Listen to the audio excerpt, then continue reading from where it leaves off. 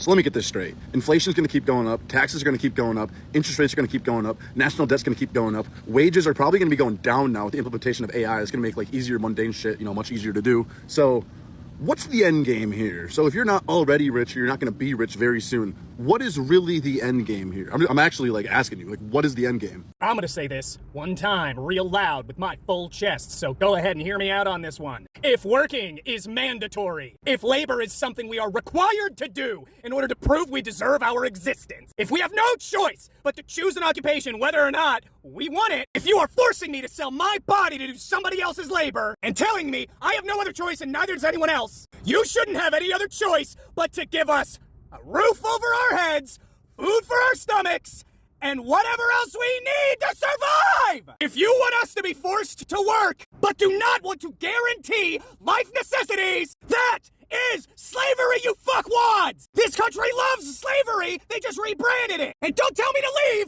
I would if I had the fucking money! But that's the whole point of this system, you dumb fucks! Fuck this country! Sad day in America when all we can afford is some ground beef. Work 40 hours all week and can't even afford a steak. Something going on. Come on now, Trump. Help us out. Oh, hey there, bud. I almost missed you. Couldn't hear you over the sound of me munching on my steak. Yeah, it seems kind of interesting. It looks like you're asking for socialism. You're reaching out to the government to help you because you don't have steak money. You only have ground beef money. But you know what? Maybe you should try something. I have a strategy. Why don't you try pulling yourself up by your bootstraps? I think that might help you because isn't that what MAGA has said forever is get off the government tee, pull yourself up by the bootstraps. Like, why don't you, sir, just work harder? Why don't you just work more? Why don't you work harder? Because I guarantee, according to your logic, if you work harder, you too will be able to have steak money and not rely on just eating ground beef. We have breaking news right now. The United States State Department says that it is reviewing all 55 million people with United States visas for potential deportable violations. This is significant. According to the Associated Press, a senior State Department official says that the department revokes visas anytime there are indications of potential ineligibility, which includes things like overstays, criminal activity, threats to public safety, and more. As part of the Trump administration's commitment to protect U.S. national security and public safety, the State Department has revoked more than twice as many visas. They are now reviewing all foreign visas. That's 55 million foreigners who currently hold valid United States visas. And they're doing it for possible deportable violations, which means that a lot of people may soon have their visas revoked. That's 55 million visas of individuals, foreigners who currently hold visas to enter the United States of America. This is significant. This might be kind of alien for people who didn't grow up conservative. Have you ever wondered why MAGA keeps defending billionaires? Or why grown-ass women who know better keep saying boys will be boys? That's system justification theory, and it's the most dangerous spell that we've been under. People want to believe that the system's fair, even when clearly it's not. So what happens? They start defending the very thing that's killing them. Working 3 jobs and still broke? Well, that's just how life is. Your boss treats you like shit? At least I have a job. This theory explains why abused workers praise hustle culture, why oppressed folks or repressed folks say things like, well, it could be worse. No shit. It's why MAGA wears red caps and flies their little flags for a man who'd step over their corpses for a Diet Coke. Because if the system is rigged, we face a terrifying fact. We've been lied to, we've been controlled, and we've been used. And that's too fucking painful. We rationalize, defend, we comply. The system isn't broken. It's exactly like it was designed. Broken is us. We're thinking that this shit is normal. So everyone is really complaining about how things have really, skyrocketed. Things are really, getting to people's heart right now. People are getting laid off. People are getting, little to no pay. Some people cannot even afford life anymore, cannot afford anything, to even live better. And that's why that lady is saying that the system is actually acting as it's designed, It works the same way, exactly the way it was designed. It was designed for the rich to keep getting richer and for the poor to keep getting poorer. And it's quite unfortunate that it's actually the poor that keep putting the rich in their position. And you know how people just keep talking about how boycott doesn't work. But if everybody come together and decide on one mission, one goal, trust me, it's going to work. But somehow mindsets are separated, humans are always separated, and that's why we are all in the state where we are today, no matter where you are from. Well, guys, let's check out some other videos I've gathered for you guys. Then I'll come back with a commentary, but let me know what you all think in the comment section. Then I'll come back and we'll check the comment section, then wrap up the video. Please do well to like and subscribe, and credit to all creators on this video. Let's go watch. Question for anyone who's not living in the United States. What's it like to watch the fall of an empire from the outside? Oh, but we're not really on the outside. See, the empire in question isn't really America. It's a global consumer capitalist corporate oligarchy. And the thing that's collapsing isn't really the empire, at least not yet. The thing that we see crumbling is the veneer. The story that the empire would have you believe, the lie that it told to justify its own existence. A story about good guys versus bad guys, where morally upstanding Western democracies fight to spread freedom and justice around the world. A story about the merit system of consumer capitalism, where as long as you work hard and do what you're supposed to, you too can have a white picket fence, a station wagon, and affordable mortgage to inherit to your children. Now, personally, I'm of the opinion that this is really less of a collapse and more of a controlled demolition. We've been talking about this collapse for years and years now, about cost of living going up and living standards going down, about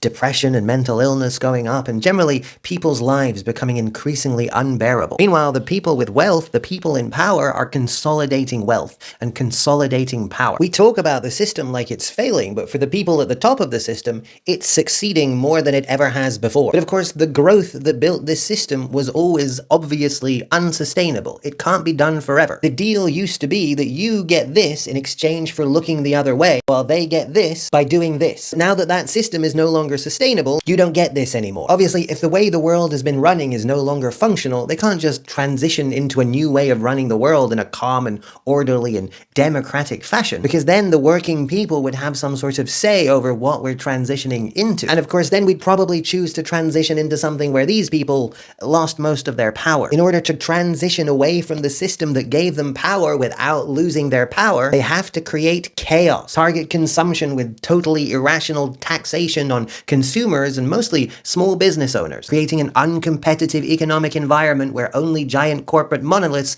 can afford to be. Have allies suddenly turn on each other to shatter people's sense of security and to justify dramatic increases in spending towards the military-industrial complex from multiple sources at once. Isolate people, not just by country, but within countries as well. Turn them against each other based on ethnicity or gender identity, sexuality, religion, ideology. Make them believe that their neighbors are their enemies, and through that fear transform them into ideologues so that they truly become their neighbors' enemies and are unquestioningly ready to believe that the people who benefit the most from their suffering, the most from the system the way it is, are actually their friends. Make the environment so chaotic and unbearable that people become truly desperate. Then, when you do show up with your brand new deal, with your technocratic utopian promises of a stable future, people will pounce on whatever it is you have to offer, if only you promise to save them from the chaos you've just subjected them to. Grocery prices are still skyrocketing. Many companies are increasing their prices due to tariffs. Who else is going through their house looking for things to sell on Facebook Marketplace for money, to buy groceries, to pay a light bill? 60 to 70% of Americans live paycheck to paycheck. They are 1 or 2 paychecks away from homelessness. So far, this administration has done absolutely nothing to fix the current problems and absolutely everything to exacerbate everything. The top economist at Moody's is predicting a recession. You can read anywhere, a recession is coming fast and furious. Please get your finances in order. You should not be buying anything because there are tariffs. Please cut back your cell phone, your subscription services. You are going to need this money. Drop a comment and follow for more. Florida is so broke right now, people are literally financing their groceries like a car note. Florida has officially turned into the second most financially distressed state in America. Of course, only Texas beat them out. When I saw it, I thought, dang, Florida and Texas are in competition with each other to see who can treat their people the worst. See, here's the wild part. A new study found that 25% of Floridians are financing their groceries using buy now, pay later. You heard that right, loans. We finance cars, homes. Some people even do it to furniture. Now it's chicken wings, bread, and milk. Honestly, it doesn't surprise me because when you look at Florida, a huge part of the problem is the elderly. And it's not like grandma can go get a side hustle at Amazon or the grocery store to make up for the money that she misses every month. The elderly don't have that option. It means that they're feeling the squeeze tighter than anybody else. And the squeeze is brutal. People are delaying payment, racking up late fees, filing bankruptcy, or just straight up not paying bills no more. That's not living paycheck to paycheck. That's survival on credit. And just note, it's not just a Florida story or a Texas story. When two of the largest states in the country are collapsing under the weight of necessities, that means it's a sign that it's happening everywhere. So if Florida is drowning while selling sunshine and palm trees, imagine what it looks like in states that don't have the tourism economy to fall back on. And quiet as kept, Florida ain't got it to fall back on no more either. So remember, America will sell you a dream, but it will make you finance the groceries just to stay alive. And if you think it's normal, then you've already accepted living in a nightmare. A lot of people keep saying maybe you should consider moving to another country if you can no longer afford the US and all that. Not everyone can actually afford to move. If you cannot afford to leave, what else can you do? Like if you cannot afford a simple apartment or afford groceries, how then are you able to afford moving to another country? Remember, it's another country that person has to move to. There will be a time where you have to pay flight ticket, get apartment in that country. At least you need at least 6 months of rent and everything that can take you up for the next 6 months, okay, in your new country before you can have maybe a job or get something else, except for people who already have like a remote job and they are free to work every other place. So the system is actually not favoring the people with that money. It's actually favoring the rich, not the middle class, but the rich. Well, let's check the comment section and see what people are saying. So someone said, it's out of touch for people to say you should move. If you can't even afford an apartment, it takes more work and money to move. Automation was supposed to free up our time as workers and raise our wages for doing less work. But somehow that end goal has become the lazy man's fantasy. I saw someone say AI making acts, and I'm a nurse with crippling student loan debt and can barely afford an apartment within 45 minutes of the hospital I work at and have to pay for parking when I get there. What everyone tells me, I'm so tired of hearing that they also cut your ass, is the reason I wish I could just puff out of a system because I have given up. A lot of places are paying more, but it means nothing if we don't do anything about monopolies and price fixing and gouging, okay? So I have a bachelor's in forensic science. I make $20 an hour and my rent for my one bedroom is $1,160. The going rate for my apartment is $1,300. I'm scared to renew my lease. It's so bad in small towns too. I'm only getting paid $11 an hour and I'm working at a local place, but everyone's saying to work at Walmart because it's the only place that pay $14 an hour, and people look at me crazy for not wanting to participate, okay? The worst part is most jobs want you to have 24/7 availability and hate when you get a second job to support yourself because they have to put you on a set schedule and can't move you around if needed. I also hate working 10 hours, okay, plus shift and barely be home, which makes me feel like why rent in an apartment and other bills if I'm at work? Like imagine not being home, yes, you're paying bills, okay. The bills are just your properties, that's your boxes and whatever is the only thing living there, but you just have to keep working and working and working. Wow. Providing for people does more effective, efficient, economically, and reliable. Cries in New York, can't afford a studio. I can barely afford a one bedroom. Stroke studio for myself, and the one I could afford was in an old building in an unsafe area, but make too much to live in affordable housing. I can't even afford an apartment working 40 hours in school in my area. One bedroom start at 1,000 in my area. Wow. I make 20 hour, okay, $20 an hour. Was good back then now I can't afford anything.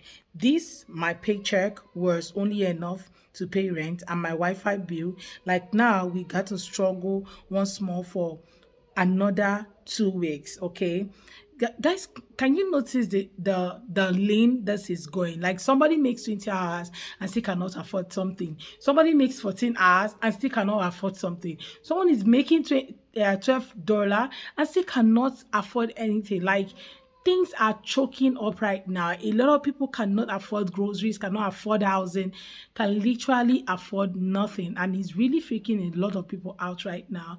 Okay, imagine just being there and it's as if you're not trying. You know how people actually feel that you are not doing so much because you have not gotten to their position. Like, to think that it's actually the rich, the middle class, that actually the middle class, not the rich, that actually position the rich, and the rich look down on the middle class, okay? And when people were telling them, make right decision, do this and do that, they said no. And now they are just cry on the internet on a daily basis. Well, thank you so much, guys, for watching. I would love to hear your own take in the comment section. Please do what to like, subscribe, and credit goes to all content creators in this video. Thank you so much, guys, for watching. Look forward to seeing you all on my next video. Bye, guys.